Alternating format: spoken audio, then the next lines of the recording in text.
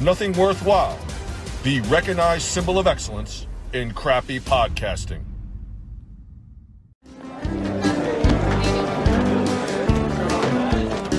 So, why you pick this class anyway? It's pretty hard. Oh, what a beautiful view.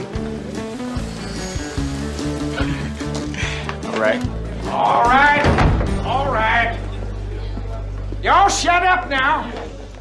Now, last week, we talked about the physiology of the animal brain as it pertains to aggression. Now, is there anyone here that can tell me why most alligators are abnormally aggressive? I know the answer to this question. Raise your hand. Anybody? Anyone? Yes or you, sir? Mama says that alligators are ornery because they got all them teeth but no toothbrush. Your mama said alligators are ornery because they got all them teeth and no toothbrush. Wow. Anybody else? Yes, sir, you, sir. Alligators are aggressive because of an enlarged medulla oblongata. It's the sector of the brain which controls aggressive behavior. That is correct. The medulla oblongata. But Mama said... The medulla oblongata is where anger, jealousy, and aggression come from. Now, is there anybody here can tell me where happiness comes from? No. Anyone? Oh. All right. Let's hear what Mama has to say on the subject. Mama say that happiness is from magic rays of sunshine that come down when you're feeling blue. Well, folks, Mama's wrong again. No, Colonel Sanders, you're wrong. Mama's right. Mama's right. Mama's right. Something wrong with his medulla oblongata.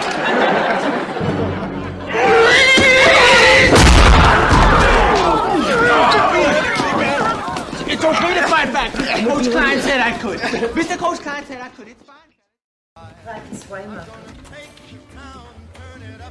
Hey, my new star. Congratulations. Sit down, big guy. All right. Well, I am a little tired. The family was up late last night celebrating. Oh, you really knocked one out of the park last night, didn't you? Hey, you were great, too. All you gotta do now is draw up the construction plans if Watsuhita commits to the major bulk of the funds. Looking at my new partner. I thought I was already your partner. Whoa, cowboy. I said land the Watsuhita account, you'll get promoted. I didn't mean right this second. But I already told my wife, sir. I spent money I don't have. To do these documents, it's gonna take me months. And you better get started.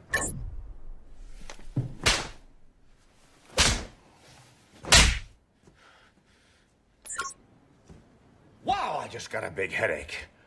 Wow. What, I was hit by a train or something? I didn't see anything. Oh, I forgot to tell you. I hung out with your friend Janine this weekend. I hope she's doing your brother right now, you big-headed buffoon.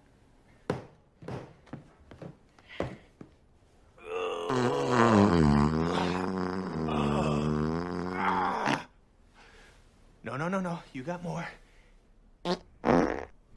Yeah. Anyway, the sooner you get back to work, the sooner you'll be partnerized. I taste shit. You do? Stacy, did you put shit in my lunch? Oh. I'm gonna get going now, sir. Oh, Stacy! What are you doing in here, cutie? Watching football. Who do you want to win? The goddamn Jets.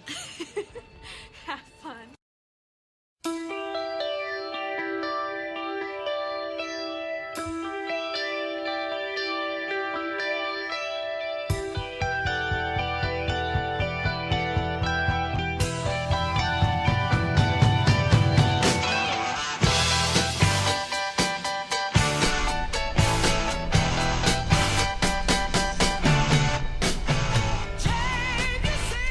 We are America's #1 bicoastal podcast featuring two annoying Jews. Jews. We report, you decide. Are we allowed to say that nothing worthwhile. Yeah. Anyway, on the West Coast, in the damn hot city of Phoenix, Arizona, I am your host and moderator, Evan Moody. On the East Coast, our little ray of sunshine in the great city of Coral Springs, Florida. Possibly both of us more depressed than ever. The ever optimistic and our in-house critic, Andrew Groothius. Groo, I'm almost afraid to ask. How the hell are you, my friend? Well, we're all gonna die, so so that's good. No, I'm doing fine. It's been raining here.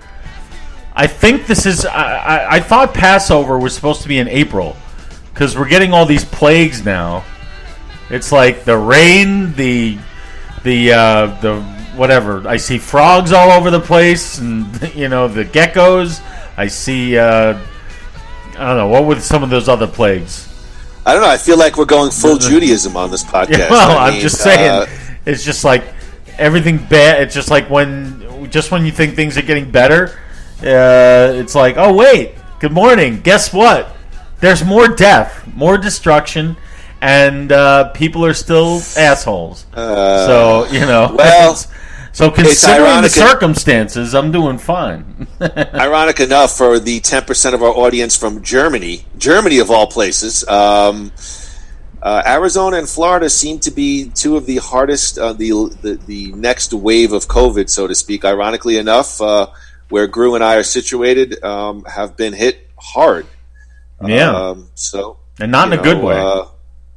No, Arizona, the governor just we talked about it, but hey, well, we got time to fill. So the governor just allowed local municipalities to have more control, so to speak. So now every city has the right to enforce local ordinances, like you have to wear masks.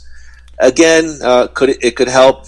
I don't know if it's going to affect overall numbers or not, but anyway, well, you're a school administrator, so isn't that kind of like a principal telling all of his teachers, yes, you can have your own policy on this and that? It's like passing the buck, well, isn't it? Don't you think? Yeah, I just think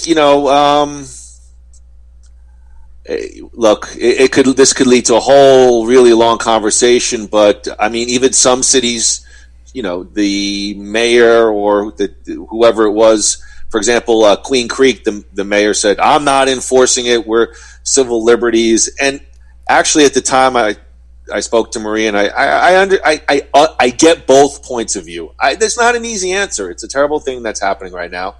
We actually, you'd like this story.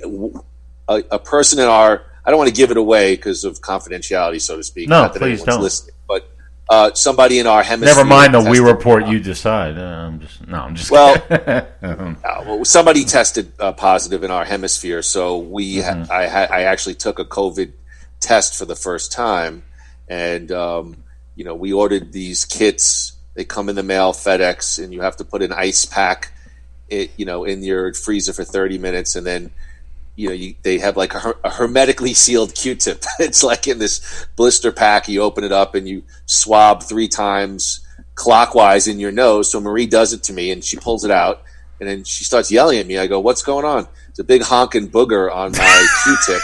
And she goes, "I can't send this in." I go, "I don't think the lab. What'd you expect? Diamonds and pearls coming out of my schnoz? My Jewy schnoz. But wait anyway, a second. You're testing yourselves? You trust? I wouldn't trust myself. No. You seal it, and then it goes in the FedEx, and you send it back to the lab. You have like a portal. You log into a website, and then you could see that they've received the sample, and then they're processing. And then last night, about 4:00 in the morning Arizona time, they sent us the email, and they give you a whole breakdown. But it was negative for, now they call it COVID SARS. But again, even the email says, it's not 100% foolproof, but obviously we were relieved. So, we're going to go ahead. We're going to have unprotected sex and do drugs and no, joking. Share needles. Somewhat joking. I don't know. Somewhat joking. Yeah. Well, but anyway, what I don't get is that, it's like they're they're passing the buck to everybody. Nobody wants to be the person to say, I made this decision. Whatever happens is on me. And that's what we elect our officials for. So, like, for example, like they're saying, all right, each town can have their own ordinances. But guess what? The virus doesn't live in a certain zip code, and it doesn't travel in a certain zip code. It travels wherever the hell it wants to. So it's like, I live 2 miles from the border of the next town. So let's say my grocery store or wherever, or the necessary places that I have to go as a single person in order to live, okay, they might not be under the same ordinances that my zip code is. It's just very strange to me. Like, the governor should say, this is what my state is doing. That's why I kind of like, even though I question some of the things that Andrew Cuomo has done as governor in New York, I like how he gets on TV and he says, listen, you don't like it, blame me. All right, I'm telling you, this is what's going to happen. This is what we're doing. You don't like it, kiss my ass. That's basically what he's saying. And I kind of like that, While the governor down here is like as the death toll rises, he's like, yeah, we're doing great. Let's enter phase 5. Everybody just go party. Like, what a moron. Anyway, no disrespect intended. Well, yeah. Again, I see both points. I don't think we want to get into a situation where the government is overreaching or mass enforcing. I don't think, and this is going to sound bad, I don't think that's the American way, but I hear what you're saying, and I try to be conscious of my fellow man, too. I mean, I wear the mask as much as for me as for the person who might be standing next to me that's the whole point. Doesn't want my germs, that doesn't want my germs either, but it's a difficult thing. I've read some stuff, and we talked about this. Maybe states like Arizona and Florida have to go through those crazy spikes similar to the Northeast coast because that's just the natural progression. I don't know. I guess the best analogy I could come up with, and then we'll move on, but the best analogy I can come up with is, speeding. Okay? You get pulled over for speeding. Why? Not just because it's dangerous to you, but it's dangerous to other people on the road. Yeah. Okay? So, I mean, that's really the best I could come up with. So, well, I think in Arizona you can get a citation if in your local town or whatever you're not following "quote unquote" the rules. That's perfect. I'm not asking people to be arrested for it. It could be like a $200 fine or something. Let's say. That's all that the government should be allowed to do. They shouldn't be allowed to handcuff you and throw you into jail for not wearing a mask. But yes, you should be cited. Your anger towards the governor aside, what is Florida? I mean, Arizona has increased the power of the local towns, local cities. Is that something similar in Florida? No, or is Florida's a mess. Florida's a mess, and the reason is because it's so big. It's huge. Yeah, it is a big state. No, it's a big state, very diverse state with a lot of different political views going up and down the state. So this has become that's what sucks about it. It's become a political issue when it's a life and death issue. That's my biggest problem. Why are we even bringing politics in? There's something that's threatening the lives or threatening the security of the people in the state. So the governor is the guy, and say this is what we're going to do. Don't say, well, it's up to everybody else. Well, that's such a soul. I don't know. I just tripped over my own words. It's gutless. It's gutless. All right. Well, besides your depressing soliloquy aside, everything else okay? Oh yeah, everything's great. It's been raining like it's typical Florida summer, where it's like raining for 20 minutes, then it's gorgeous for an hour, then it's like a hailstorm for 5 minutes. So it's getting like that right now. So and I'm trying to do my daily run/walk, and it's very difficult to do that when right in the middle of it you get caught in like a Caddyshack style rainstorm. Well, but I will say that my girlfriend noticed your new slender physique and slender face, and she was like, "You better start upping your game right now." I was like, oh boy. I wondered why she was wearing 3 pairs of sunglasses. All right, Groo, good catching up with you. Lots to cover before we get to today's topic at hand. Our last podcast was The Way We Watched Volume 1, Adam Sandler, The Goods. We covered our favorite 5 Adam Sandler movies. Maybe not the best, but our favorite 5 Adam Sandler movies. Mm-hmm. We both really like, surprisingly enough, That's My Boy, and not surprisingly enough, The Wedding Singer. Adam Sandler, The Goods are really good, and the bads, as we may see, are going to be really bad. Thoughts on just the last podcast and our or your favorite Adam Sandler movies? Well, yeah, I mean, you said it exactly. Like, I was very pleasantly surprised. I really thought you were going to go with, like, Billy Madison. You've always talked about that movie. And so I was very pleasantly surprised that we agreed on number 1, The Wedding Singer. I'm glad you love it as much as I do. And the other ones, like we agreed a little bit on That's My Boy, and then we differed on some of the other ones. But I think we agreed. Every movie on your list I liked, and I think every movie on my list you liked. So it'll be interesting to see if you hate everything I bring you today, and if I hate everything you bring me today, because this is my least favorite, not the worst, my personal least favorite. The ones that just made me like upset to be a movie fan. Well, it's funny because I do love Billy Madison and Happy Gilmore. If this was done 10, 15 years ago, 20 years ago, I would have easily put those movies on my top 5 favorite, or my favorite Adam Sandler movie. But time has passed, and he sort of crafted his art in a little bit of a different direction.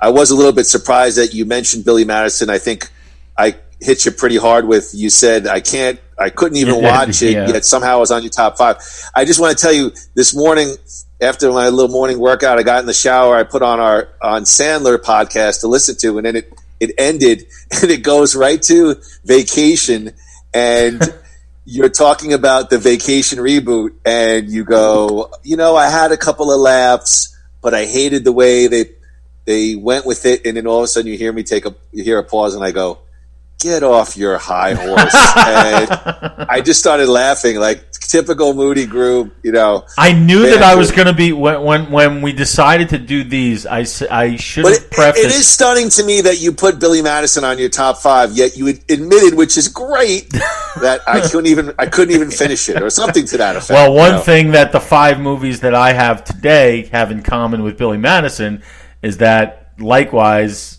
in recent viewings, I could not get through any of them.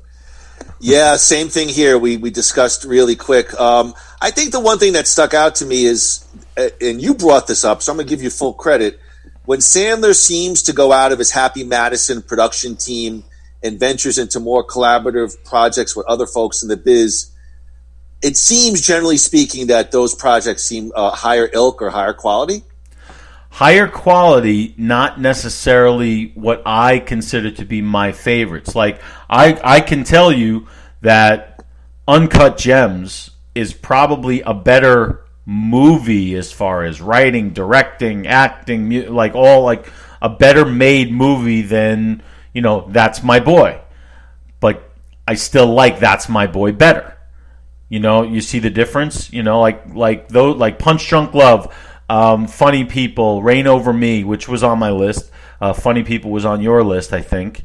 When he steps out of that zone, the quality of the movie making is better. That doesn't necessarily mean I'm going to like it better, and that's what these are about, I think. Right? I kind of fast forwarded through my Funny People selection, because I even say on the podcast, I was looking at your face and you looked, not in any kind of bad way, irked. Yet I love that movie, but it didn't connect for you. And knowing us, I found, because we're pretty similar. Although maybe now with the podcast it shows our differences, which is good. But I was like, I don't. Yes, you son of a bitch. Savage this Judd Apatow.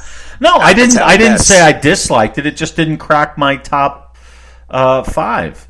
It's not a bad movie. Even to me, I love when even when James Taylor says, like at the end of his little mini set, Facebook sucks, or it was a MySpace. I just thought that was really cute. But anyway, all right, well, good.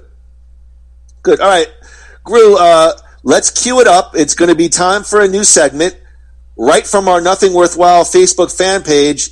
It's Viewer Mail. Letters, we got your letters. We got your letters every day. Mailman ding dong, give me a letter today.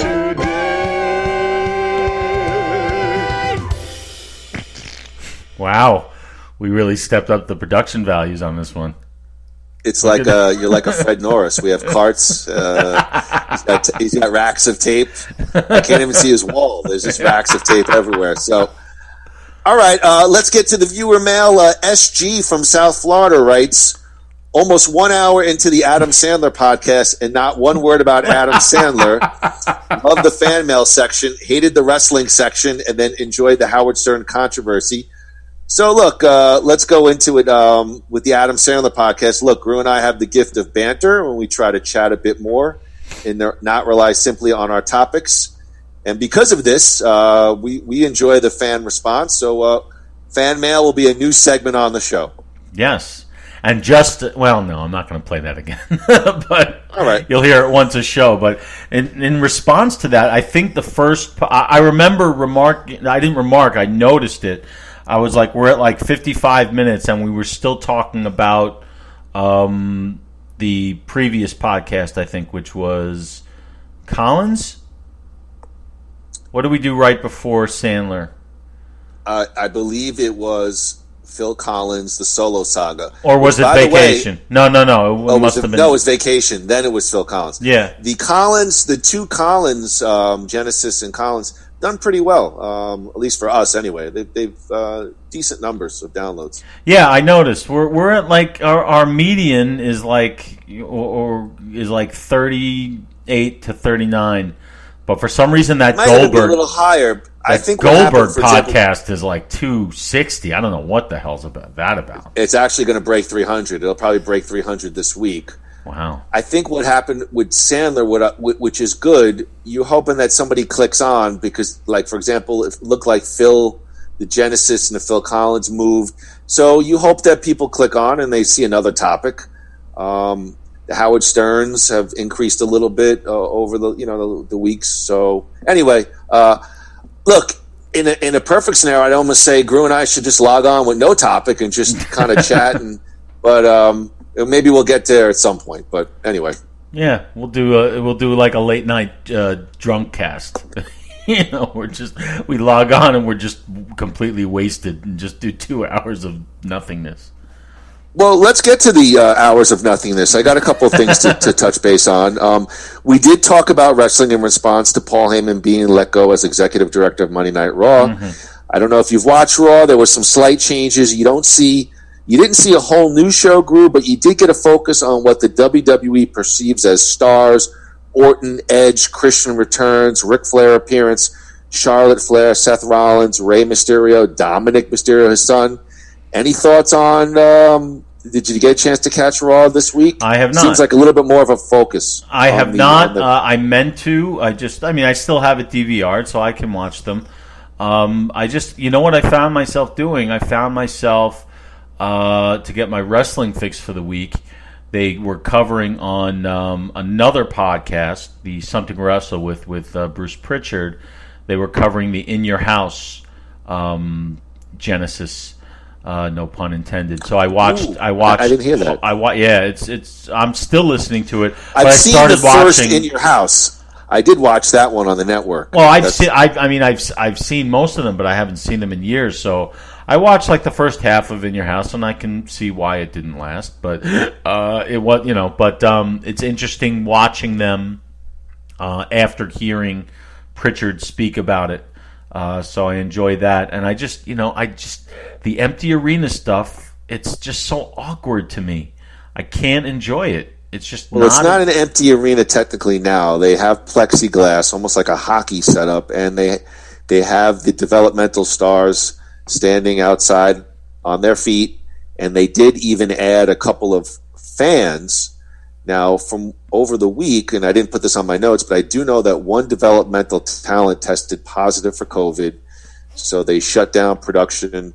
And so some of the rumors were the WWE did not allow fans and the developmental talent to wear masks on camera. Supposedly Kevin Dunn said, if you're not a fan, if you're wearing a mask. So they got some bad publicity there. So why don't they just do it in a stadium in Oklahoma where they're allowed to do that shit and just put if they're not going to get? I mean, did Kevin Dunn really say that? That's just really really irresponsible. That's what I read. That's what I read. You think I give a shit if I'm seeing 20,000 fans standing there in masks still cheering? No, I'd applaud that. It's not 20,000. You're talking about maybe. No, but 30 people, 20 people. Yeah, but what I'm saying is for him to say that is just ridiculously irresponsible. It's like you're lucky. I want to respond to that. Like you're like with all the stuff that's going on, you're lucky you still have a fucking job. Like of all the things, like NFL shut down, baseball shut down, basketball shut down, hockey shut down, WWE for some reason, and I love it, but WWE for some reason is still able to do this stuff. So you are lucky to do that. And you're going to talk about you're going to say you're not a fan if you're wearing a mask? Fuck you. All right, well, I think the analogy to the sports leagues is a little bit wonky because you're talking about they've made one performance center their home base. They have a set roster. You're right. I mean, there are differences. Sports are going to travel. I mean, the NBA is I guess they've committed to. I guess they have. I don't know. I'm right there with you. I've barely read any sports stuff since this thing went down. I almost have no interest. I know you've on your Facebook talk about baseball a little bit. I can't seem to get into it much either. I don't know if I really would watch the product without fans, and I can't even say I've watched wrestling much since this whole debacle. And I don't think they should come back until we got to focus. We got to focus on. That's my opinion. We got to focus on this shit and put. I know there's a lot of money to be made, and that. But are we really worried about baseball players who have made millions of dollars over the years? That they're not getting paid because even though they are getting paid, even though they're not playing, it's the people who are delivering hot dogs in the stands who are not getting paid, and it's the concession people. Well, maybe there's. All right. Well, listen, I was going to say maybe that's all the more reason to try to get it up and running, but I guess you'd have limited concession if there's no fans.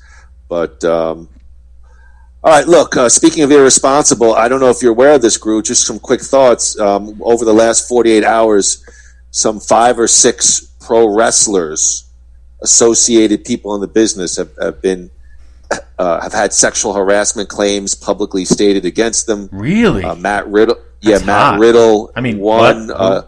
Justin Roberts, who was the announcer in the WWE, who's now the announcer at AEW. Jordan Devlin, who was the former NXT British UK champ.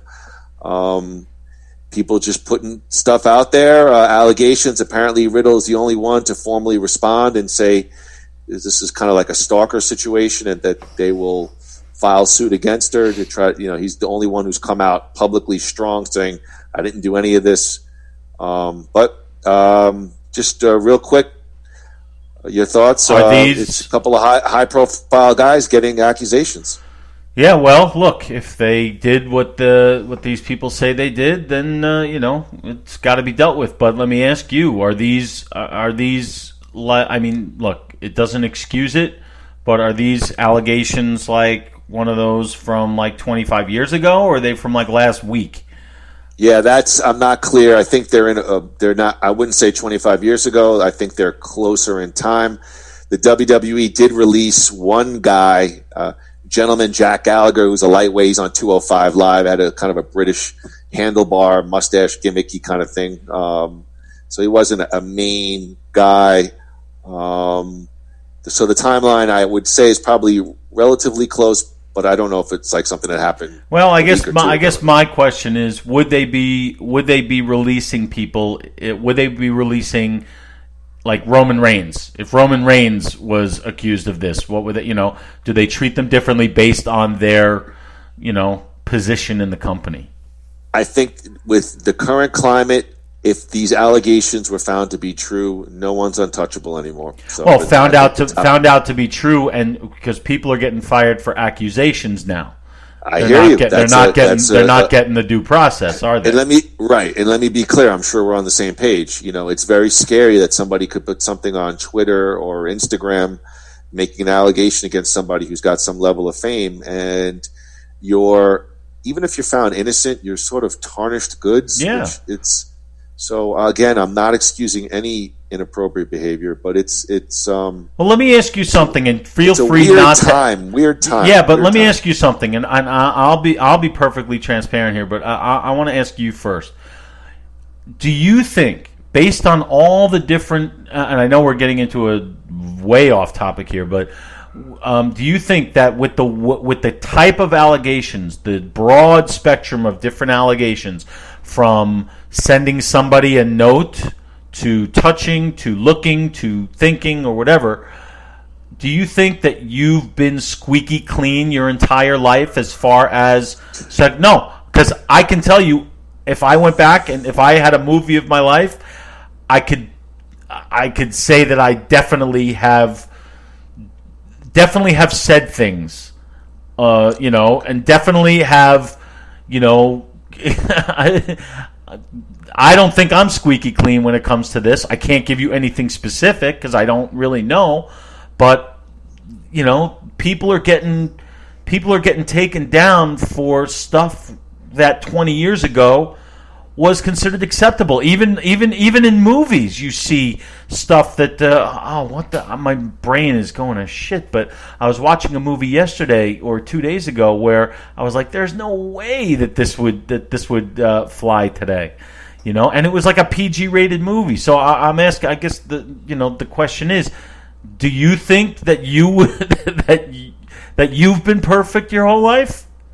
No, I've not lived a perfect life, but I'm hopeful, and I didn't besmirch anyone's personal rights or anything like that. No, I'm sure I've said, on every level of, but I hear what you're saying. Can I tell a quick funny story about you though? Oh, no. You'll enjoy it. You'll enjoy it, and if it's over the line, we'll edit it out. I hope I'm not going to jail over this. Please, no, you're not. But tell me what would happen today if you did this. Okay, you and I. This must have been like the early '90s. We were in the Roosevelt. Boy. We were in the Roosevelt Field Mall. And I don't know what we were doing. We were just, when people used to go to malls. And we were walking through the mall, and you stopped and turned and walked in a different direction. I was like, what are you doing? And I followed you, and you literally walked up to this absolutely beautiful girl. And you held out your hand and say, listen, my name is Evan. I just want to say thank you for being the most beautiful woman I've seen in years. All right? Thank you. And then we just walked on. Now, what if that happened today? Do you remember that, by the way? I don't, but I don't think... Wow, you know what?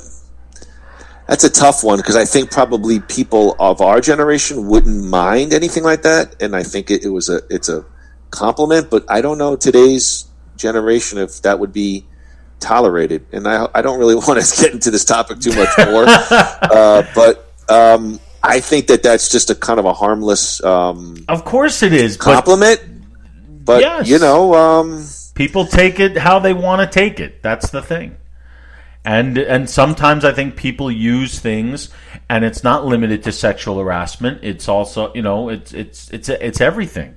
It's pretty much the woke that woke generation thing that we talk about. And well, speaking of the woke generation, do you want to touch on you want to touch upon your thoughts on the Howard Stern controversy? Yes. I always enjoy talking about Stern. Yes. All right, go ahead. The floor is yours. I'll give you my opinion after. Well, I did like his response. It was the response I expected. He did not apologize.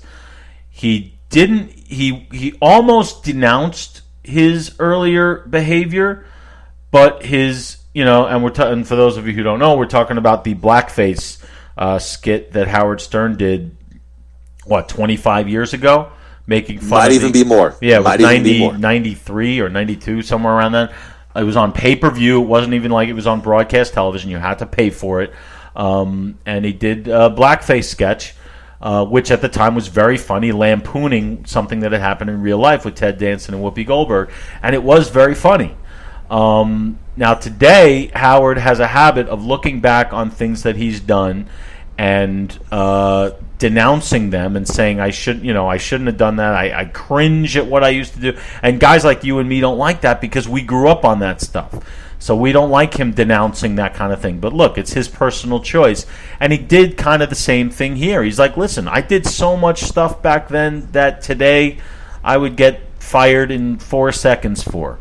But he didn't apologize for it. He's like, that's who I was then. This is who I am now. And he did go into how, like, it's therapy that has made him see the light.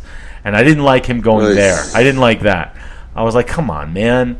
Yes, we know you're in therapy 18 times a week. Not all of us can afford to go, more than no times. But, congratulations. You've had this big self-awakening while the rest of us are breaking our asses trying to make a living while you have a 2-day work week. But in any case, there's a lot for Howard Stern fans to be annoyed about. But I was okay with his response. I know we were talking about, what was he going to say. And I would have loved for him to just come out with some major league venom and, tell everyone to just shut the fuck up. But he didn't do that. He doesn't really do that anymore. And then he had a mind-bending interview with, like, Chelsea Handler or something. Seth Meyers. Oof. Oh, yeah. The voice of, the voice of controversy, Seth Meyers. Yeah. All right, Groo, let me give you my thoughts. Go ahead. The Howard Stern supposed controversy was, I'm just going off my notes, and this is how I felt, was over in one day. Howard addressed it at the top of the show, and I agree with you. By Howard standards today, it's classic Howard. He sets up the topic with Marianne from Brooklyn, the phone call, who even states live, I hope I did it right. I remember that. Yeah, I heard that.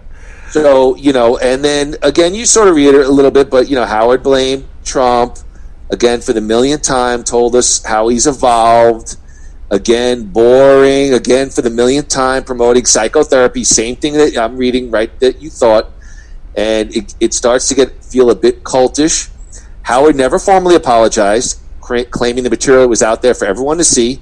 But he, for me, he never really addressed the issue head on, which the actual claim was he lied when he was on The View. And I agree with kind of friend of the show, Craig Hasselbein. It was a pass. It was a kind of typical Howard for today. So I won't kill him. I won't congratulate him. And then Robin, of course, puts in her 2 cents and defends Howard. Typically, it just felt scripted, PC. And again, this is Howard today, so I'm not going to kill him. I'm not really going to endorse it either. And I wrote on my notes, that's today's Stern show, so deal with it if you're a fan or if you're not a fan. Yeah, it's just basically the way it is. And it's interesting how, look, how I have to go full disclosure here. I'm not anymore, but I have been a registered Republican most of my adult life. God, are we going down this route? No. I'm just marveling at how, like, guys like Howard Stern and more left-wing people are sort of atoning for things, whether it's right or wrong to, I commend that they want to, whether it's necessary or not is sort of beside this point that I'm making.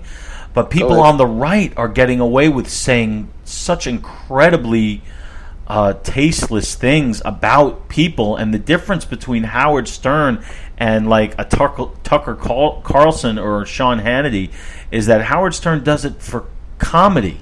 These guys are fucking serious with the shit that they're saying, and that's what puzzles me more than most. And I'm talking about the extreme guys, like the ones I mentioned. I'm not talking about the guys who are kind of like me, kind of like right in the middle, and you too. We try to see things.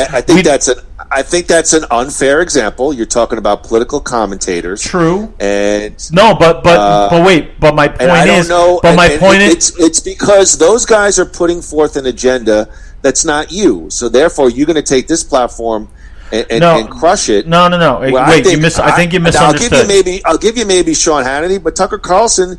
I mean, he's crushed the Trump presidency on his show. Yes, I'm not. But you're missing my point. You're missing my point. I'm not talking about specifics like that. I'm talking about some of the things that I've heard them say about the Black Lives Matter things, about the sexual harassment things that if Howard said, he'd be vilified. He'd be, Howard's, I guess, trying to salvage his career. Otherwise, he would just say whatever the hell he wants, I would think.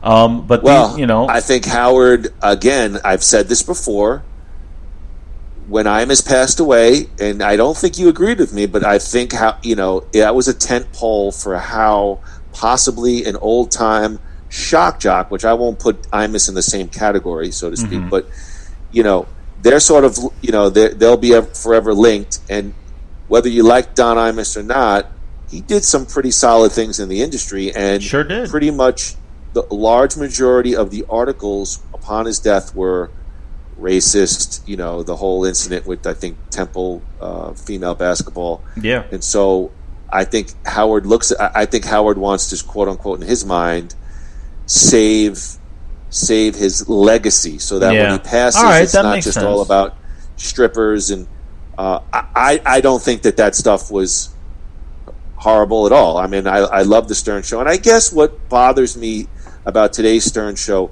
I don't have a problem with Howard evolving, because you have. I mean, Howard's well into his 60s. Yes, I've evolved. I just watched Over the Top for the 35th time last night. I've evolved a lot. Well, I could say you have, because I still am stuck at that on our podcast. You actually said Both Sides of the Story was a good song by Phil Collins. I didn't say it was a good song. You and song. I remember walking Camp Wayne, you coming to me and ripping and doing your Phil Collins, but, the white man looks, and me hysterical laughing. And 30 years later, you're like, oh, it's a really good song. And I'm like, oh my God, what happened to something? What happened to Andrew Lucas? Yeah, okay. Well, number one, I don't know if I ever said it was a good song. I said I liked it. Those are two different things. It might be a guilty pleasure. I remember you and I savaging it. I remember savaging it because it was horse hockey. Because it was kind of like it was a theme throughout his music, and we were like, come on, let's get back to the ridiculousness. But there are things that are not good that we like, guilty pleasures. That's always going to be the case, but.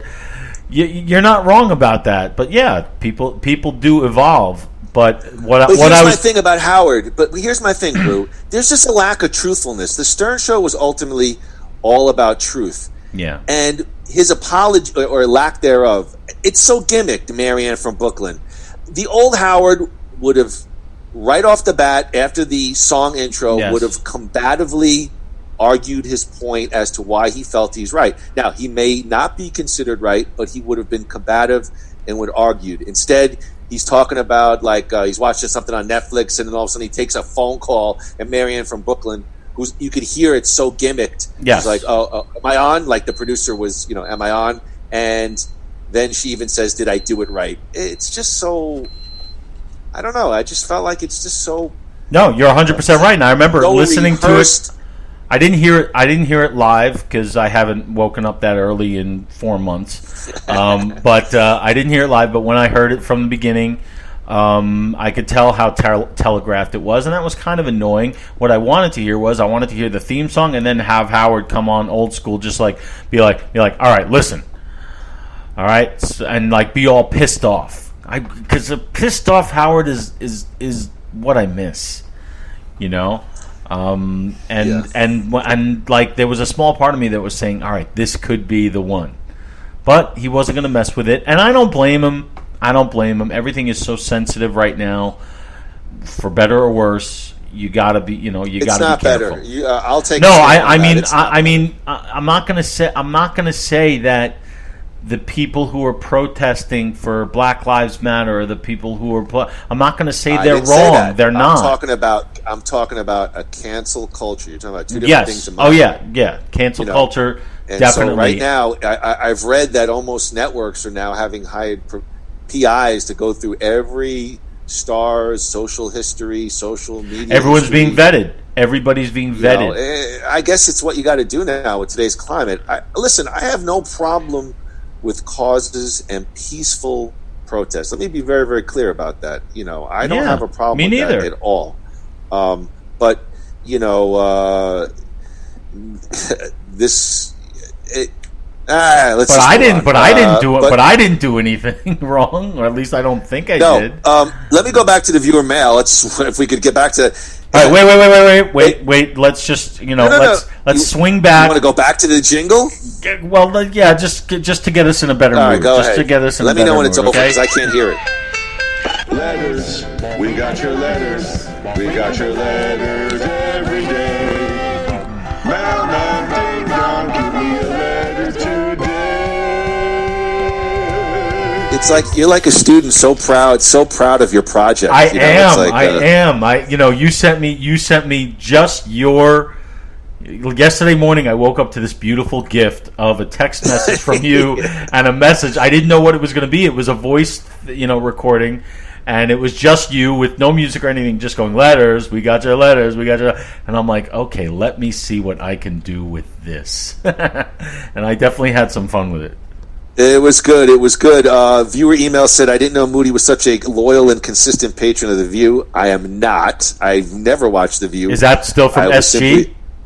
Yeah, I was still referencing The View and the role with the Stern scandal, and anyway, you didn't define nebulous, and then you hit us with ingenue and highfalutin. We know you're an academic, but you must be considerate of your audience. So, courtesy of dictionary.com, Groo, nebulous is in the form of a cloud or hazy, a giant nebulous glow. Of course, I was probably hitting on your brother and his critical reviews of stuff and how he seems to be hazy with his reviews. So, hence the term nebulous. Ingenue is an innocent or unsophisticated young woman. Who knows if you're even allowed to say that now? Must have said. I think we said something. An actress played a young ingenue in a movie. So I was probably overdoing the vocabulary. And highfalutin actually is in dictionary.com, pompous or pretentious.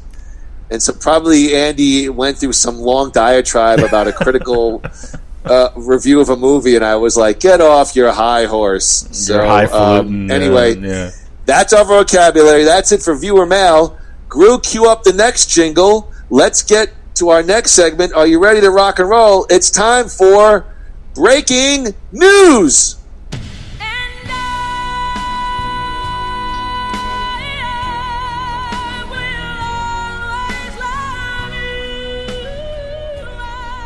Sunday, June 14th, the Worst of the Best podcast with our friend Ryan Rebalkin.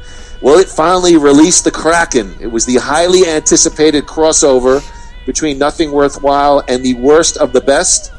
As we discussed and pontificated on Bon Jovi, Groo, there has not been a media crossover so anticipated since Family Guy, Simpsons, and Alien Predator. What'd you think about our crossover with the Worst of the Best? I had a great time. I really enjoyed it. It was basically Ryan was like, God bless him. Ryan was like the ref. he was like breaking up you and me. He's like, we didn't let him get a word in that draw. He's a poor guy, but we love him, and I'm definitely looking forward to part 2. We're looking forward to bringing him on ours. We know which one we're going to ask him on, but we're not going to reveal that just yet. But I enjoyed it, and I listened back to it, and the chemistry's there, I must say. Ironically enough, we're taping tomorrow, which is Father's Day. Ryan is a proud dad. Of course, the two of us, we're squireless. We didn't want to pass along our somewhat tainted genetic DNA. But anyway. Yes, that's our gift. That's our gift to the world. That's our gift to the universe. So we'll have the Nothing Worthwhile Best of the Worst sequel with John Bon Jovi and the boys. And Groo, one other bit of note, we are approaching it sooner than later, our 1,500 download special, the Nothing Worthwhile 1,500 download special. We have no idea what we're doing, but it'll be something different, perhaps special guest, perhaps not. But actually, we're awfully close. Who would have thought? Two schmucks like ourselves just thrown together, and we got some decent numbers with literally no advertising. Yes, and it only took, 3 years? No, not even. No, actually, the numbers are a little off because, remember, the first 2 years of our podcast were not... YouTube. Yeah, it was we'd record it and we'd put it on YouTube and, spread it around, but it was not on the platform that it's on now, which actually compiles the statistics. So we really don't know. We really don't know that first quadrant of our career is not really covered in those statistics. So that makes it even better to me. Yeah, I think it's. I have very occasionally gone back and listened to some of the stuff on YouTube, and it's funny how we sound like Howard. The show's evolved, but it was. I disavow. I denounce what I said on the no, not at all. WrestleMania 34. About, sort of our format and our little jingles and sort of how we've decided to hit up certain topics. So stay tuned for the Nothing Worthwhile 1,500 download special. All right, Groo, let's get into it. Part 2, the way we watch Adam Sandler, The Bads. Wait, Groo, we're getting just to satisfy our listeners. We've waited only 51 minutes and 57 seconds to start talking about our topic for the day. All right, SG? It wasn't an hour yet. Well, Groo, heading into this sort of feels like Jew on Jew crime. We're going to pretty much just eviscerate and humiliate poor Adam Sandler. Look, there's no secret out there that there are a lot of crappy, not well-reviewed Sandler movies. Groo, in your mind, I don't know if this might be a difficult question, but let me open it up to ease into the topic. What makes a crappy Adam Sandler movie? Or what makes what features does it really make you not like a particular Sandler movie? Bad writing, meaning easy. It doesn't take chances. It doesn't like the reason that I like The Wedding Singer is because it's not one of those high concept stories. All right, I'm going to use an example, an Adam Sandler example that's not on any of my lists, and I'm trying to think of one. 50 First Dates. Okay, you like that movie. It wasn't on my list, either list. But 50 First Dates is a high concept comedy. A guy has amnesia after every date, and so he keeps dating this girl for the first time, and mirth and merriment ensues. Okay, he's got a lot of those high concept things. Happy Gilmore. Guy needs to make money for his grandma. He's a hockey player, and he finds that taking a hockey swing to a golf course makes him the best golfer in the world. High concept. The Wedding Singer was just a guy gets jilted and falls in love with another girl, and they made that the genesis of the story, and they put it in the 80s. That was the piece I was going to exactly. It was a little bit of a gimmick, but the gimmick did not overtake the story and the people in it. Okay, and you'll see that every single one of my movies today is one of those high concepts that to me is just completely botched. And that's why I hate them, because I hate when they come up with a great idea and they blow it. That's what pisses me off. So that's what a lot of those bad Adam Sandler movies do. I'll give you another example. I'll give you another example of one that's not on my list. I now pronounce you Chuck and Larry. Okay, not a good movie, not funny. Great idea, great talent. Just they figured they could do that. They could just film it and put it out, and people will buy it. I remember having a couple of laughs, but that's a movie that wouldn't fly today. I mean, that's a movie that true. Concept would not fly today. But do you know, and like I compare it to another person like Jim Carrey. For a while during Jim Carrey's big run, he was getting all the high concept movies like Liar Liar, Guy Can't Tell a Lie, A Lawyer Can't Tell a Lie. Movie. Very funny. Yes Man was funny. It was another. It was okay. It was another high concept. Bruce Almighty, another high concept. But eventually it wore thin, and like then you go back to like Ace Ventura and Dumb and Dumber, where that was like plot. What plot? We're just watching Jim Carrey doing his thing, and that's and I think he did it a little better than Adam Sandler did. But just seeing Adam Sandler do his thing is not quite enough, and I think sometimes they get lazy, All right, so set us up. What's going to be the format? We're just going to riff on our 5 that we don't like. What things do you want from me? I mean, because I don't have a ton of notes. I could tell you what I didn't like about the movie. Yeah. 4, I could vomit. 1 was a very big disappointment. That was boring. Let's say every one of these movies I was excited to see and walked out pissed off. That's the thread that I have. So, and I do have them ordered in my my number 5 most hated, number 4 most hated, and then my number 1 most hated. I do have that, but we could just go. We could just I could just give you my first, talk about it. You could talk about it, then you give me your, Well, like hopefully that. I've even seen it. Because we have not. I think shared you've seen lists. this. I think you've seen these. I think I know one that's on your list, and I know that I haven't seen it. But because, and I'll tell you why. Because after getting duped so many times, I gave up. I didn't see. What do you mean? Like after, you didn't see Sandler for a while. I wouldn't go. Like I didn't see 50 First Dates in the movie theater. I think I saw it just for last week's podcast, and I didn't see Blended. I didn't see. Nope. I haven't seen any of the straight to Netflix ones. I think after getting duped by these movies, I was like, I'm done with it. I'm not going to be fooled again. The only exception was That's My Boy, and that was based on your recommendation. Well, he's got such a large filmography. It's hard. I'm sure there's going to be 1 or 2 that I haven't seen, and perhaps you haven't seen of mine. So, you want me to kick it off? You want to kick it off? I'll kick it off. I think you kicked it off last time. I'll kick it off this time. Go ahead. All right. So my number 5 least favorite Adam Sandler movie is a movie called Grown Ups. It's basically Adam Sandler and his buddies selling us a movie of just watching them be stupid for an hour and 20 minutes. Whereas they could have taken all of that talent and done something really special with it. You know what I compared it to?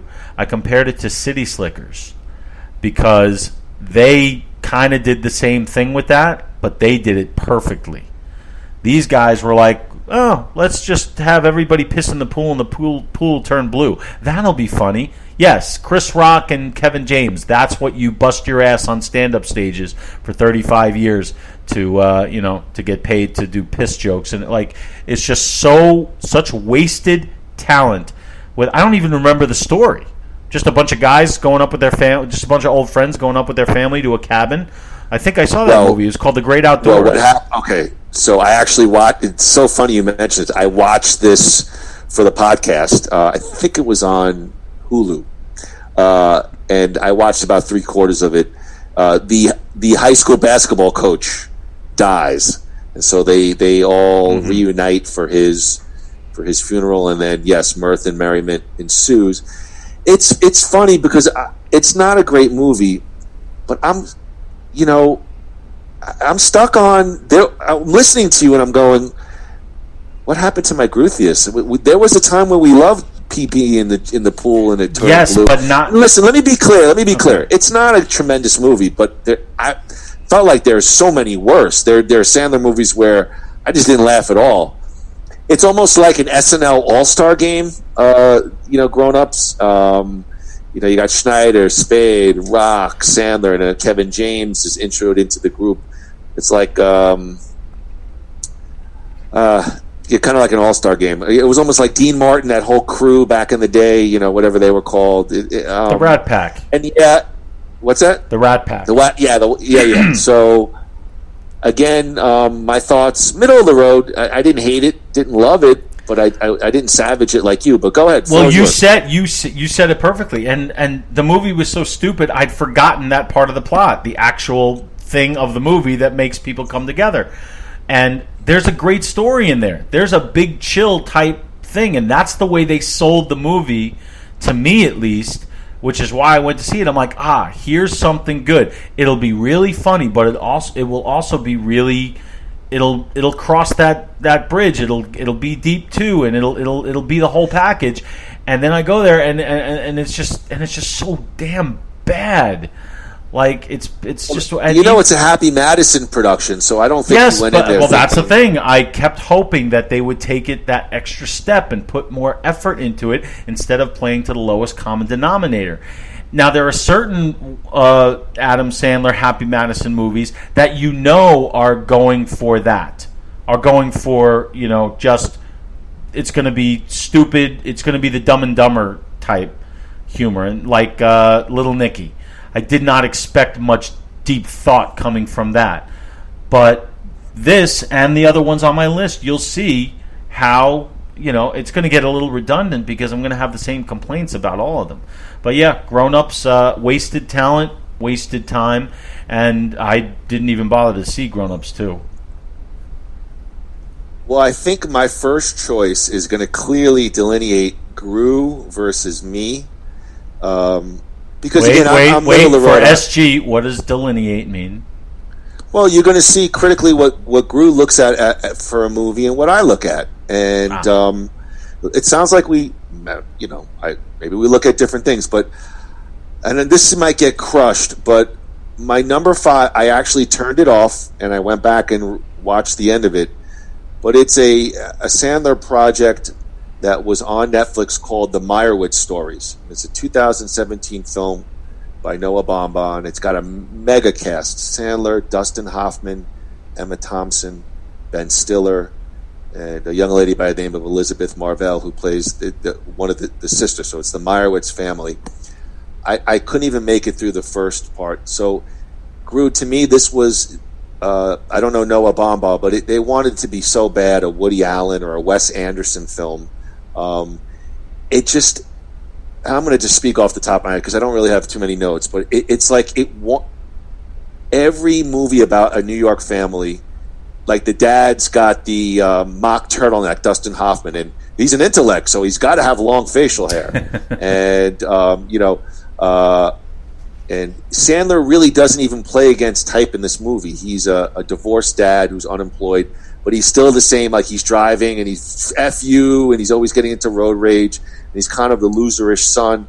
And Ben Stiller is the winning son who's an LA super agent, and the father gets sick, and it never really connected to me. I watched it, I turned it off, and then I finished it. The movie's done like in 3 acts, and it's just like Wes Anderson. The first part of the movie is just Sandler and the family. Then the second part of the movie is Ben Stiller and the family. And then the third part where you're almost supposed to get like this Heat type reveal where you finally see De Niro and Pacino. So you finally see Sandler and Ben Stiller. And it felt, every like New York, like Emma Thompson, she's Dustin Hoffman's wife. So she's got to be a hippie and she's got to wear the John Lennon glass. It just felt like, I don't know. I just was so disappointed, and the movie's gotten well received, and of course I did a little research, got like a very high score on Rotten Tomatoes, but found it to be boring and just very.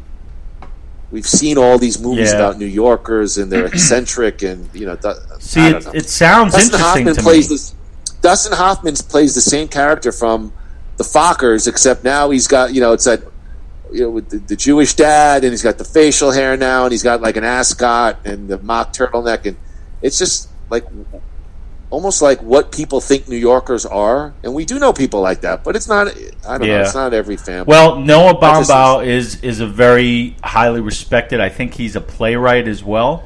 Great. No. But sometimes things don't work. And this sounds like that. Like I haven't seen this one. Like I felt exactly when I watched it what you said about Uncut Gems. Perfect example. I don't want to paraphrase, but I was very disappointed. And even bored. Perfect example. It's not for lack of trying. Sometimes you can work your ass off on something, and the finished product is just a mishmash. That's what differs things like that from taking a great concept and just phoning it in, which is what I believe my movies have in common.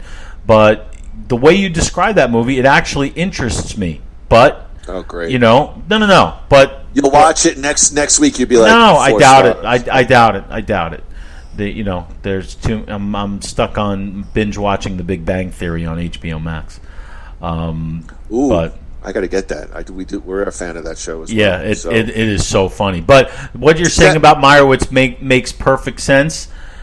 It's not a Happy Madison thing, cool. Right? Yeah, and then when you finally see Sandler, because they kind of film it in 3 parts. It's the Sandler, then you get Stiller, and then the final conclusion you get Sandler and Stiller. And when they finally get together, I'm thinking almost like Pacino and De Niro from Heat. They were going for an offbeat Wes Anderson type thing. You said it. Yeah, it just they missed the mark. Maybe it's not my wheelhouse, but they missed the pass for me. I actually turned it off, and then I went back and finished it. But anyway, all right. Let me hear your next. Okay, my next one is the immediate follow-up to The Wedding Singer, my number 1, which is The Waterboy. Now, The Waterboy, I remember seeing the actual coming attraction for it. I think they played the coming attraction for it before The Wedding Singer in theaters for some reason. And I remember how everyone was like, "Oh my God, that looks like the funniest movie ever!" And I'm like, "That is going to suck," and it did. And people do like it. People do like it. They're like high quality H2O and all that shit. And Henry Winkler as the coach, who's actually it was actually not bad in it, but it's just so dumb and so stupid. I think the only laugh that I had in that movie was every time Rob Schneider did the "You can do it" thing, which has nothing to do with the movie at all. So The Waterboy is just Adam Sandler going backwards, because I remember The Wedding Singer was like he took such a giant leap from the Billy Madison, Happy Gilmore kind of character, and really started to act and play growth, and then to go backwards and do the Waterboy thing. I have not seen The Waterboy since that first time. So maybe it's worth a second viewing all these years later, but I remember it's not. Okay, fine. I'm stepping in. No, it's not. Okay. Well, then I stand by it. It's one of his worst. Well, am I going to give? Well, it's on my list as well, and it might be my most hated Sandler movie. Wow. I was so miserably disappointed. Besides Kathy Bates and a very maybe somewhat funny Big Show as Captain Insano cameo, it's just terrible. Yeah. You're right. He's almost playing like a mentally disabled. It's. I didn't even care for Henry Winkler. It's just the whole concept of a water boy as your main theme of a movie, like nobody would give a S about. It's a complete miss for me. Everything you said. I just again coming off that momentum of earlier projects, Wedding Singer. It was just terrible. I can't even say really anything positive about the movie. Kathy Bates, which from what I read, she ripped up the script, and they went back, and I think her kids were fans of Sandler, and they went back and renegotiated and got her to play the mom. It's just it's bad. It's bad. I don't even have much more to add. It's just a think bad about movie. it. Think about it. Did you hit on something interesting, because like, did the character have to be mentally challenged like that? He didn't have to be.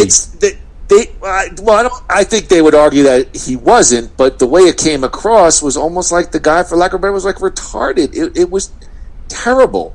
That's what I'm saying. Did he have to be like that? No. It could have been an actual story, and it still would have been funny about this meek water boy, who happens to be able to kick the hell out of the ball, Yeah, I don't know. The whole thing with the water boy, and he's got different versions of H2. It just never connected with me. The only scene or make him into movie, a nerd, or like that. I don't know.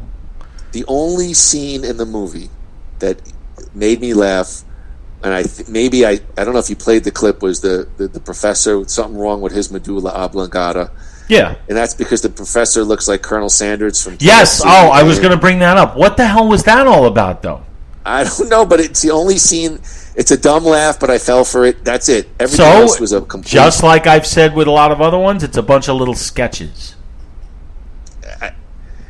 I hated the movie. I can't even add anything else. Okay, so we'll move on. But is that going to be your number 4? Or are you going to or well, however you want to do it? It was. I think it was my number 1, to be honest with you. It's my last one listed. So all right. So why don't you give me your second one listed?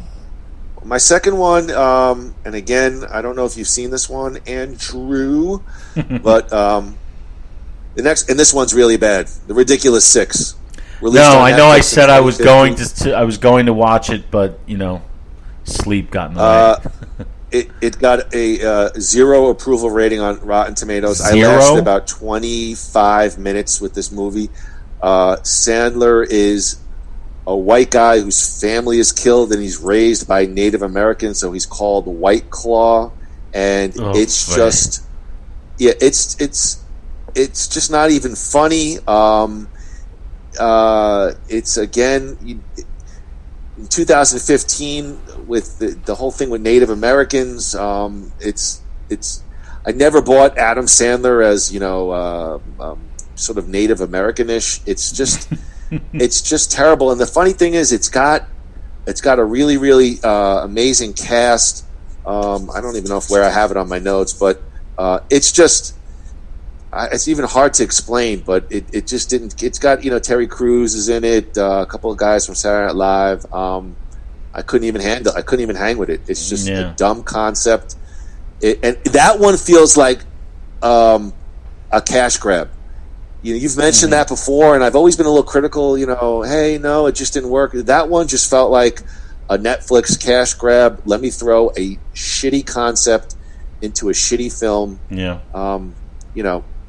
It's really, really bad. Really bad movie. I haven't seen it, but the fun. I'll tell you something that's probably going to be funnier to you than anything in the movie.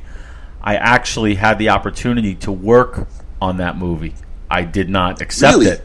Yeah, because Harvey Keitel is in it briefly, if I'm not mistaken. I haven't seen it, but he asked me to work on it with him, and I was in my job down here, and I just couldn't take the time off to do it. It would have been interesting though, and I'll tell you why. Because whenever I worked with Keitel, we always took his role and tried to make it better than it was on the page. And it would have been interesting if, in hindsight, looking at that and realizing how terrible it was, seeing if he and I could have done something to make it even a tiny little bit better. But it was not to be. But I still haven't seen it, and I don't think I plan to. No laughs. I got a mild chuckle. There's one scene where they're discussing, and there's like a donkey in the background who just farts and then like blows shit all over a wall. Like that's the one laugh. And again, I'll even give it to you, just a cheap sight gag. I can't even give you anything positive. I mean, I was out within 30 minutes. It's just a really, really bad movie. And I did take some notes. I mean, the New York Daily News had reported that they had a dozen Native American actors left the set. There was a Native American cultural advisor, and they felt they left the film, felt like they portrayed Native Americans in a negative light. It's just a dumb concept. I mean, he should have known better not to touch something like that in 2015. I mean, it doesn't sound like it would have worked in 1985. No, it's bad, Andy. It's bad. It's bad. All right. Well, enough. Then the less said. Yeah. Moving on to my number 3 pick, which another one that I had high hopes for, and walked out perpetually disgusted. A movie called Click, which I thought was a terrific concept. You can stop time, fast forward, or whatever with this magic remote control, and the things that they could do with that movie were endless. And did you see it in the theater? Yes, I did. Yes, I did. Go ahead. Just wanted to know. Go ahead. I did, and I remember, and I've only seen it once. There's no reason to watch these terrible movies over again. But I remember they just the biggest set piece is like the David Hasselhoff scene in that we played in the beginning, and him farting in his face and all that stuff. Like, why must they resort to things like that to sell this idea when they have talented people who can pull it off? It's like they have to resort to things like that, and then when they try to get sort of semi-serious in the end, it doesn't earn it because it's been so stupid up till that point. We don't buy the contrivances at the end, which you could say the opposite for a movie like The Wedding Singer. The Wedding Singer was so good-natured and so well done throughout that when you get to the contrivances of the ending, it doesn't matter because they've already earned their way there. So they could do whatever they want at that point. You remember we talked about that last time. This does the opposite. Yeah, I mean, I love the ending of The Wedding Singer. No, but so did I.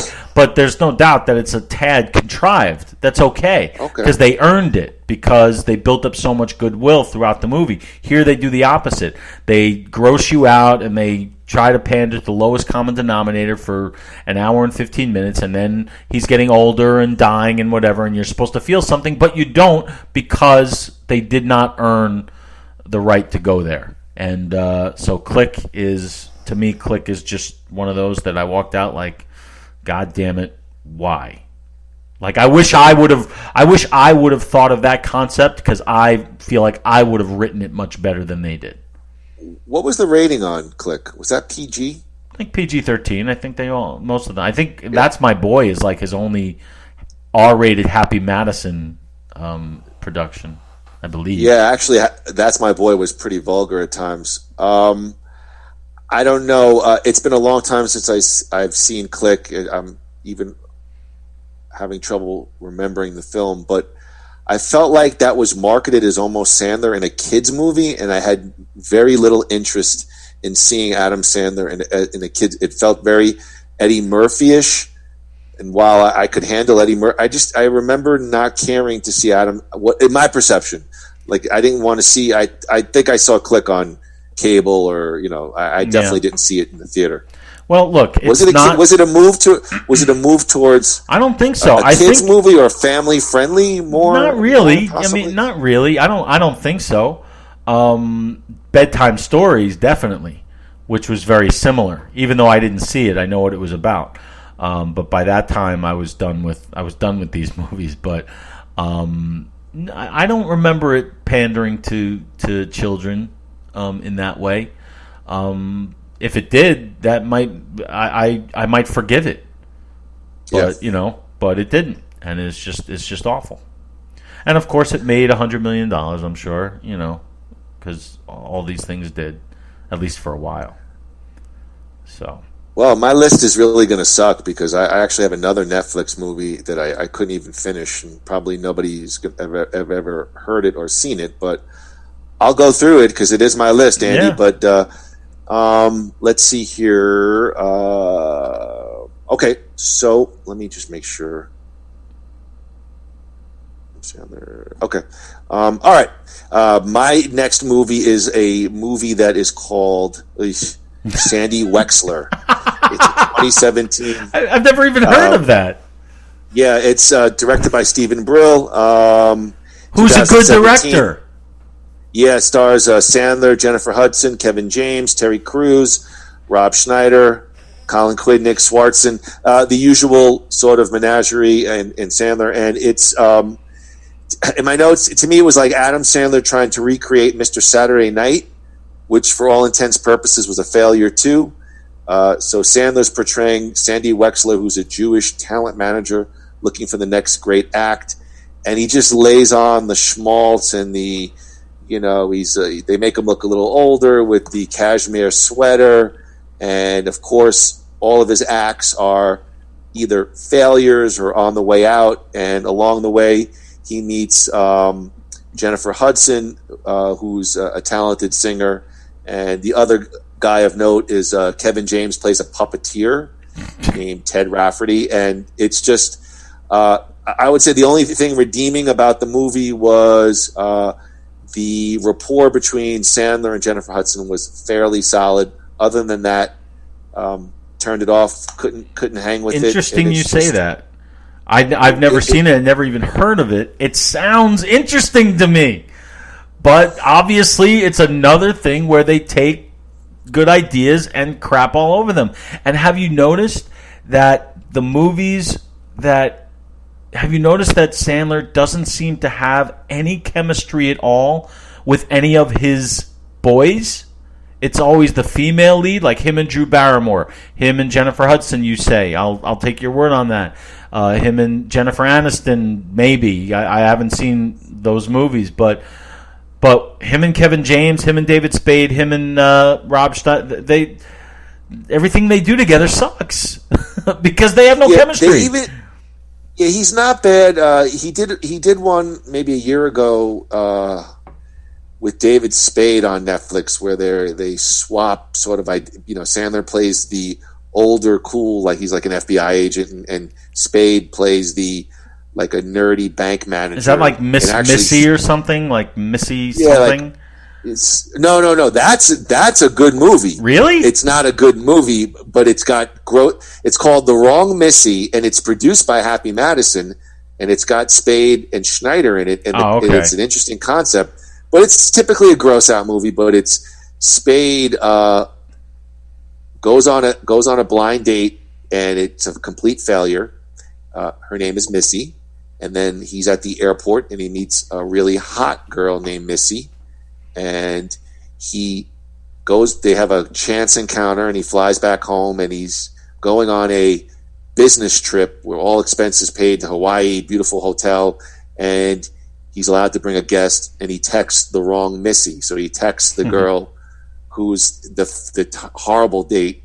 And so she ends up on the plane with him, and he's stuck with this girl for the entire course of the vacation. It sounds like fun.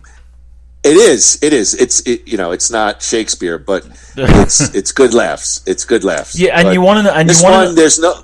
Go ahead. There's just no laughs in Sandy Wexler. It's boring, very shticky, over the top. Again with the. It's like this is sort of an older Jewish gentleman. This is how he's supposed to act. Wait a second, and he's good natured, but the business is tanking. He's never really evolved. But it's just. I don't know. The rapport with Jennifer Hudson is good. Other than that, even Kevin James, he plays a guy, puppeteer. It's just that gimmick is sort of dead in the mid 2000s. It's just I couldn't even hang with it very long. To be honest with you. It's funny. Let me just tell you real quick. Yeah, go ahead. Rotten Tomatoes 27% on 22 reviews. Sandy Wexler marks a mild improvement from the Adam Sandler vehicles immediately preceding it, which in no way serves as an endorsement for non-hardcore fans. Metacritic gave it 40 out of 100. Mixed or average reviews. Variety called the movie sloppy. I wrote boring movie, complete waste for Kevin James as the puppeteer. I enjoyed the chemistry between Sandler and Jennifer Hudson, but the movie is a boring dud. This is the one that Stephen Brill directed?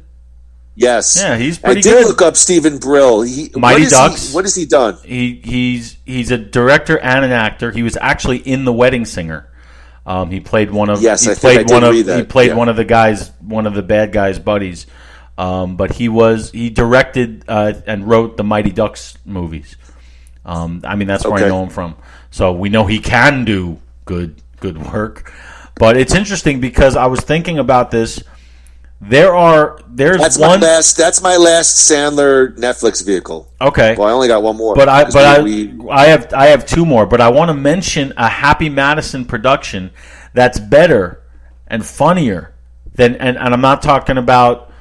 I'm trying to word this correctly because I'm not going to say that the movie I'm going to talk about is better than like The Wedding Singer or any of those. But this is a non-Sandler movie. There's a movie called Grandma's Boy, which came out in like the early 2000s, and it's a Happy Madison production. It's got every Happy Madison B player in it, starring the guy Alan Covert, who's in like every movie. With him. And the movie was hysterical because we knew exactly what we were getting. It wasn't like it was just like let's go watch some nonsense for an hour and a half, and it was great nonsense. I remember laughing my ass off at that movie. Maybe I just hold Adam Sandler to a higher standard. I don't know. It's strange. It's funny because I've seen that movie in my queue on all the streaming services. Oh, you've never seen it? I'm going to watch it. It's I've funny. seen bits and pieces, but just because of that, I'm going to watch it later today when I have some free time. It's funny. It really is. And I won't say any more about it. But I just found that interesting. I found that interesting to be able to say that a Happy Madison production that doesn't star Adam Sandler is better than anything on either of our lists today. And then The Wrong Missy you'll like too. If you have Netflix, give it a shot. It's some funny. The only thing is, Groo, I want you to watch it. Spade wears a really bad wig in the movie, and the girl even joshes him about it, and I'm trying to say to myself, are they really outing that Spade maybe no longer has that lush head of hair? Or I thought they did that in Tommy Boy. Oh, you're right. That is true. All right, but they hit him up on more hair jokes in this one as well. And speaking of Tommy Boy, the director of Tommy Boy, Peter Siegel, directed the next movie on my list here. Ooh, good transition. Yes, directed the next movie on my list here. And all I'm going to say to introduce this one is when you have the opportunity to do a high-concept, high-budget comedy with Jack fucking Nicholson, you better not screw it up. And that's exactly what they did. Anger Management sucks. I walked out of there. I wanted to jump into traffic. I was so upset. Why? Because I thought, all right, again, this is going to be the one. This is where Sandler's going to take that next step. He's got an Academy Award-winning actor in a role that's literally perfect for him. The trailer was amazing. And what do? They waterboy it up. And everything is contrived from beginning to end. And I can't. This is one of the ones I tried to rewatch a couple days ago, and I couldn't. 20 minutes in, I was like, "This is awful. This is god awful." And I can't. There's not much more I can say. It's terrible. Well, I put that in the same thing as Grown Ups. Listen, I didn't rewatch it, but I remember laughing. Was it an Academy Award winning movie? No. I don't remember disliking it. Clearly, you really disliked the movie. Oh yeah, I more than disliked it. I was angry because, like I say, I see the potential, and I guess that's unfair in a way. But I see what they could have done, and I was excited about what they could have done, and they just it's when. What would you have liked differently in the movie? I would have liked them to play. I would have liked them to play it real, and everything was so contrived from beginning to end. Where he meets him on the plane, and all that. The whole thing was set up from the beginning. It was so out of the realm of possibility that when you reach that point, it's like none of this is funny. Because it's like they're playing it like they know they're in a comedy. Like I always say, they're reaching out of the screen saying, "Here, laugh now," instead of like really funny movies when they play it like they don't know they're in a comedy. That's even funnier. So here they have Jack Nicholson and the director of Tommy Boy, who actually, if you look at it, Tommy Boy was really the only really funny movie that Peter Segal directed, I think. He directed the third Naked Gun movie, which I think is awful. And it's just some of these guys, like I mentioned Dennis Dugan last time. And look, God bless these guys for having, fulfilling directing careers, but, that doesn't mean I have to like what they put out. And Anger Management just really, really upset me because I was really hoping for something very special. And maybe that was it. Maybe I was really hoping for something very special, and all we got was just another run-of-the-mill Adam Sandler dumbfest. And I was hoping for something else. Fair enough. And I think the same thing can apply to my next one, but you've got your final pick, right? I'm going to, this is my last one because we doubled up on The Waterboy, and I think this should be on your list. I'm not sure. But my last one, and it's just a total bomb fest to me, is Little Nicky. Mm-hmm. Just the haircut alone and the voice, I was out. The movie, it's just, I'm just looking at my notes. The movie is stupid. I hate Sandler's voice. I hate his haircut. Keitel's in to that me, one the only highlight is I liked the Mr. Beefy voiced by Robert Smigel. That was like the highlight to me. Even the movie looks cheap. The special effects look cheap. I just never bought into the story. And to me, it's not only is it a very bad Adam Sandler movie, it's a very boring Adam Sandler movie. And one of the things you said to me was, how could this be made better? I don't even know. It's just a stupid concept, a Prince of Darkness. He's in New York. I couldn't even hang with that. It's just and you got Rodney Dangerfield, right? Yeah, you got Harvey Keitel. You have an amazing cast. Yeah, Harvey Keitel, Patricia Arquette, Reese Witherspoon, Tiny Lister. You got all Alan Covert, all the guys. Are these people just trying to get into a movie that gives them some exposure, whether it's horrible or not?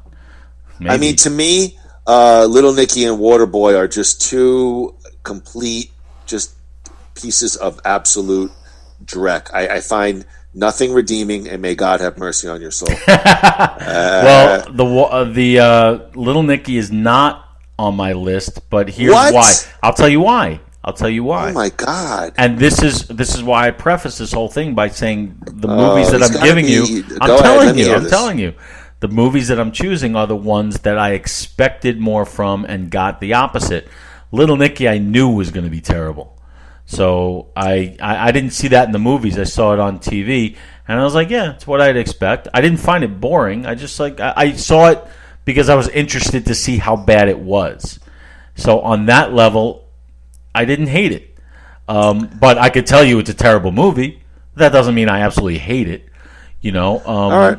But I guess the reason is because it didn't piss me off as much as these ones.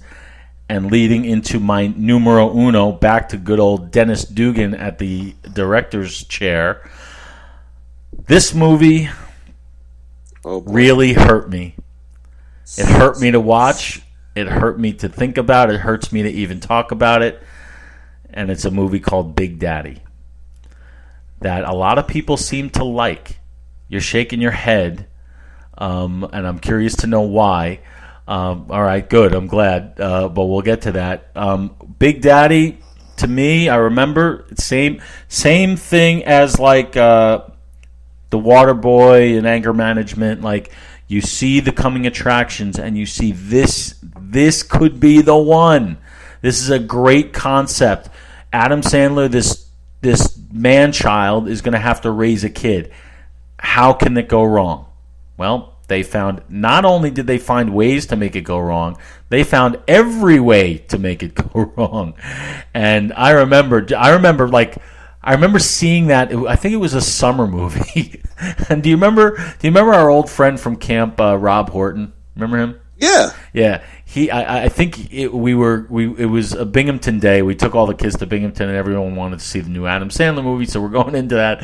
And the movie starts, and literally 30 seconds in, Horton is sitting next to me, and he's like, all right, this sucks already. I'm leaving. And he just walks out after like 30 seconds. I hung in there hoping that it would be better, but it just, again, like all these other ones, it just says, well, we can't come up with a huge laugh here, so let's go with some gross out shit. Let's have the kid piss against the wall, which they showed in the coming attraction. The kid wasn't even funny. God. What? What's the matter? Let me hear it. No, aren't you? I thought you agreed with me. I thought you agreed with me. No. Your thumbs down was telling me that I'm wrong. Yes. Wow. Okay. All right. Okay. Wait. I'll wait to hear your whole deal. Go ahead. Okay. And then you go and then you got the Jon Stewart character. That's his real father, and he's friends with the Sandler, but he's giving him his son or whatever. And then he's being sued for custody, and his father is the lawyer against him, and he's crossing. I mean, and he's like, "Dad, I love you. I love you. I love you." I'm like, get me the fuck out of here. And again, it was like this had a chance to be something special, and it really upset me. And I was like, you guys just suck, and I'm done with you. That was my attitude at the end. So yeah, Big Daddy. You need to call Howard Stern and engage in psychotherapy immediately. Maybe. So let me hear why you liked it.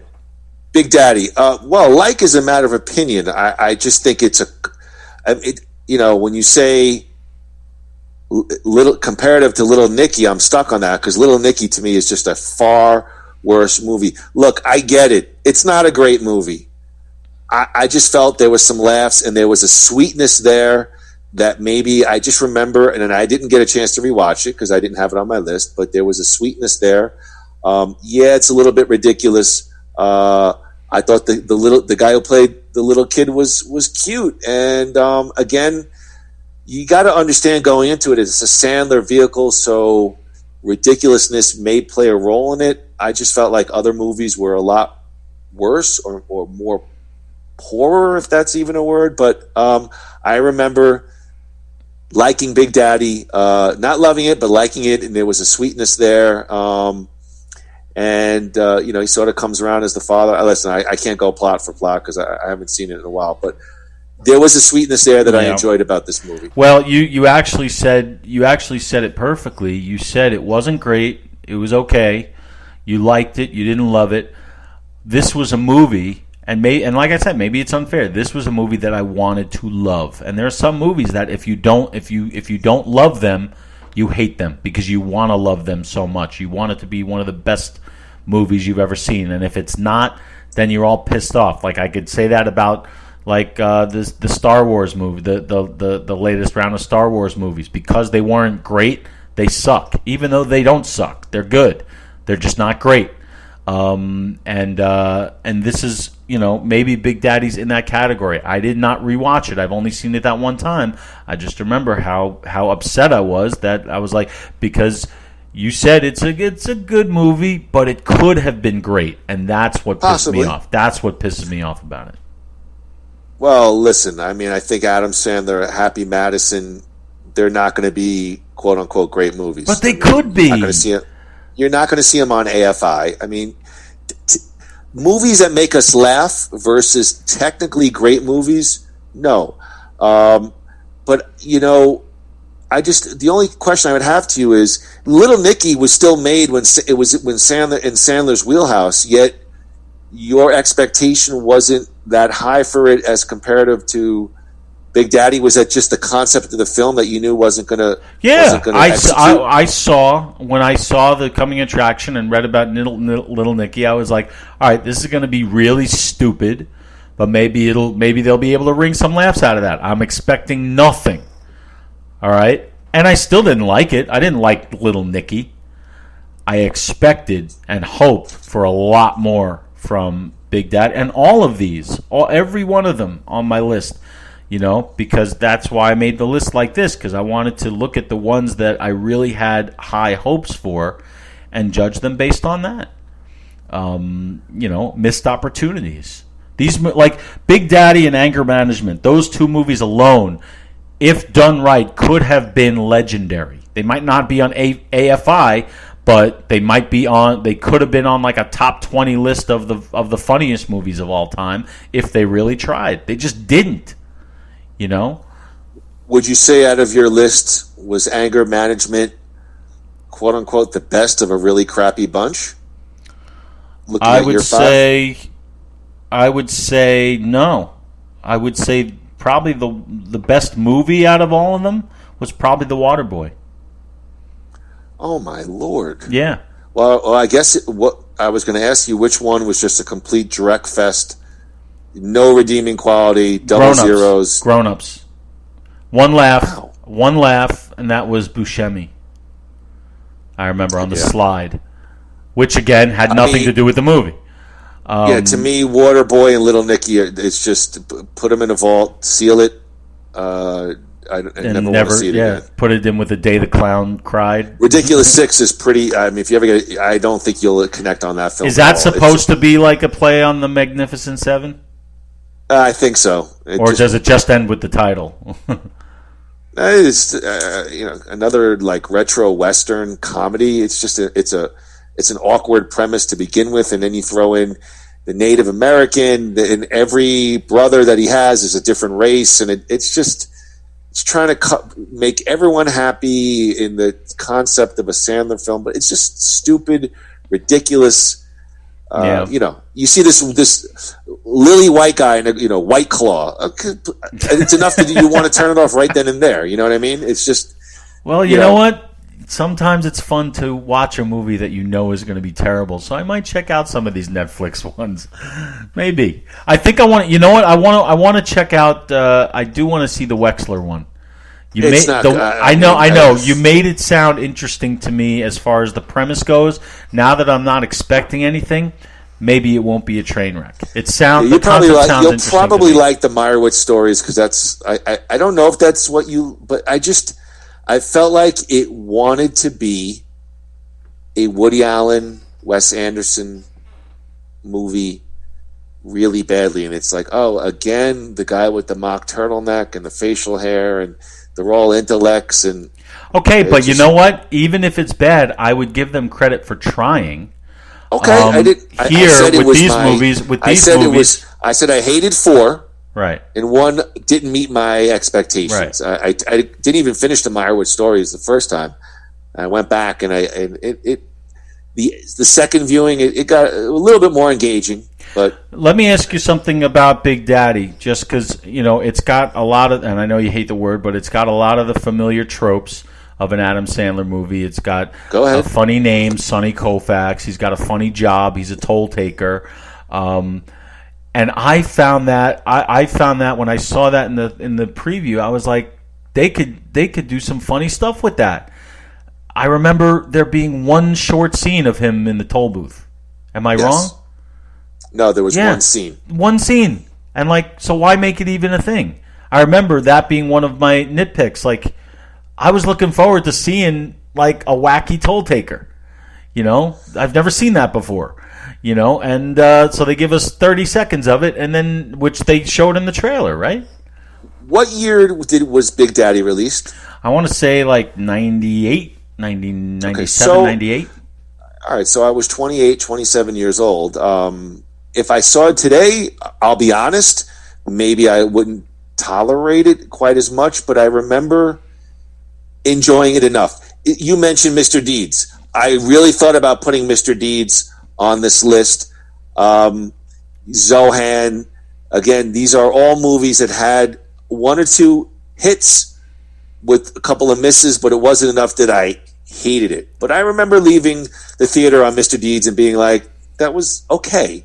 That's the thing. That's the thing. I didn't expect that much because I knew the source material. I knew the source material, and I said, all right, let's see what Sandler does with this. It'll probably be half-assed, but it'll probably get a couple chuckles. And it didn't let me down on that front. I didn't love it. I didn't even like it, but I didn't dislike it. These I wanted to love, and because I didn't, I hated them. That's Andrew. Here's the big question: what did we learn today? I don't even know what we talked about. We learned how to make stupid jingles. Is what we learned. Yeah, I mean, poor Adam Sandler. All right, look, let's wrap it up with this then. Next week, what do you think? No, let me ask you real. We'll wrap it up with one final Sandler question before we transition out. Okay. And I think we talked about it briefly, but what's next for Adam Sandler? I know he released a comedy special that was pretty. I enjoyed. Didn't love it on Netflix. Stand up. I know he's back on SNL. I thought that was a great appearance on SNL. Made me watch SNL again, which I don't watch. When was that? From week. I was last year. It was before COVID. I know that. I remember again enjoying. I remember they had the Sandler family reunion at a bar. That was a funny skit. Oh, I did see that. I remember that. Okay, yeah. They did some funny commercial parodies. I thought he was great. It was great to see him back there. You're a Hollywood guy. What do you think? He's entering his 50s. What do you see for the Sandman in the next 5 to 10 years? I'm hoping that he leaves the Happy Madison brand behind. Let's that be. Maybe he'll run the company, but he won't be involved in the production of them, and he'll start working with bigger writers and directors and get better material and really, really do what I believe he's capable of doing. I've seen him be great, and he's just got to find. Not every non-Happy Madison movie has to be this offbeat, like Uncut Gems or Punch Drunk Love. It doesn't have to. They don't have to be weird. Funny People could have been a lot better. I think it suffered from being too long. It needed to be a little tighter. That's why I didn't love that movie. But he should do more movies like that, better ones than that, but in that direction. He should go, like I said, the Robin Williams Good Morning Vietnam route. That pushed him into the stratosphere. And yes, I do think that Sandler should have gotten an Oscar nomination for Uncut Gems. He was fantastic. So is that a done deal? I don't even know when the film was released. I mean, was it nominated? I don't know. Was it nominated for Uncut anything? Gems? Uncut Gems? No, I don't think he got nominated. And I don't think the movie should have. I think he should have. I think he was fantastic. But the movie didn't do it for me. But that's okay. Do you think part of that was there's not a lot of laugh out? It's a pretty serious movie. No. Did you expect more laughs? I'm curious. No, I didn't think it was a comedy at all. It was just. I did enjoy it, but I could see where somebody could feel it missed the lofty mark. That's what I'll say about it. Hey, Adam Sandler is talented enough. I don't need him to always be funny to like him. You could say the same thing about Robin Williams. If you look at, and I know I keep bringing up that name, but to me, that's the high watermark of these comedians who make the jump into more serious fare. I don't think anybody's done it as well as Robin did it. And, he was Mork from Mork, and then all of a sudden he's nominated for 4 Academy Awards because he dares to step out of that. He had a lot of mental issues, obviously, but he dared to step out of that wacky thing. And then he's okay with going right back to it when he wants to. I'd love to see Sandler do that. And it doesn't... See, Sandler's performance was kind of overwhelmed by the nuttiness of the movie, Uncut Gems. Do you know what I mean by that? Well... The frantic nature of it sort of got in the way of what could have been a very layered performance. Well, I don't want to do a podcast just on Uncut Gems, but you don't think that they tried to mimic the chaotic nature of his life? I mean, the main character's life? I just think they went a bit too far. They didn't have to be that way. You just couldn't get it together. Yeah, and but as we said, go ahead. I'm sorry. Well, I just felt like, because when should I give the spoiler alert? Does it matter at this point? Go ahead. At the end, when he got shot, I felt nothing. And we're supposed to feel something when the guy we're with the whole time, for better or worse, something happens. And I was like, okay, now movie's over. This guy killed him. I don't even know why this guy killed him, because I don't even know who this guy is. He just seems like a pissed off guy who's working for the Eric Bogosian character. He was working for the brother-in-law. Yeah, and it just did. But I didn't feel anything. I was like, okay, and that means that they haven't built that foundation that's supposed to make me feel something when that kind of ending comes to you. The ending shocked me. I thought it was quick, but it was even very violent, and I even felt like the character had like a smile on his face, like maybe it was like, thank this God. chaotic, this chaotic nature. He just could not seem to get it together. I mean, it's an interesting movie, but I understand where you're coming from. I did when I enjoyed the movie, but I could see where someone could watch it and go, "It's a good movie." Oscar, you know, I know Sandler's performance was very solid or even great, but I could see where somebody would say, it's a good movie. Oscar, no. You know, I could see that. I'd like to see him do kind of like maybe like a When Harry Met Sally type rom-com like that without the silliness. I mean, hasn't he though? There's always got to be a gimmick. A pass on for me. There's always got to be a gimmick. That's the thing. Get rid of the gimmick. You don't need it. You're talented. Use your talent, not these high concept, out of left field premises. You know, I mean, maybe he doesn't have that much faith in himself. I don't know. Could be. Well, we shall see. Wouldn't be the first Long Island Jew to have self-doubt, right? We're looking at 2 right now.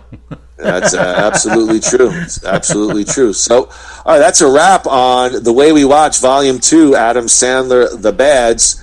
Let's look forward to next week. Groo, let me ask you a question. As we return back to one of our original loves, and Stephen Gruthius will cringe in his chair, but professional he might like wrestling, this one because at this point, I think he was a fan of what we're going to talk about. Way to wait for the setup and the line. Okay. Andrew, I want to ask you a very important question. All right, let's go again. What is that, Evan?